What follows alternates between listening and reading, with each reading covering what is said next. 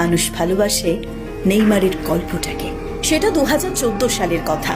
ব্রাজিলের মাটিতেই বিশ্বকাপের আসর বসেছিল। সবার বিশ্বাস এই ছেলেটাই বিশ্বকাপ এনে দেবে, কিন্তু কে জানতো এই বিশ্বকাপে লুকিয়ে আছে তার জীবনের সবচেয়ে ভয়ঙ্কর ট্র্যাজেডিটা। সে এক টান টান উত্তেজনা। কোয়ার্টার ফাইনালে ব্রাজিলের মুখোমুখি কলম্বিয়া।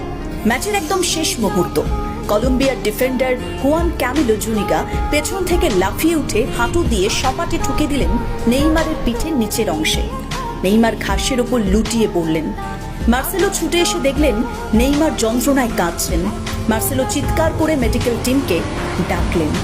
এরপর ডাক্তাররা যে কথাটা বলল সেটা মনে পড়লে আজও গায়ে কাঁটা দেয়। আঘাতটা লেগেছিল নেইমারের থার্ড ভার্টিব্রায়, অর্থাৎ মেরুদণ্ডের 3 নাম্বার কোষেরুকায়। ডাক্তাররা বলেছিলেন আঘাতটা যদি আর মাত্র 2 সেন্টিমিটার ওপরে লাগতো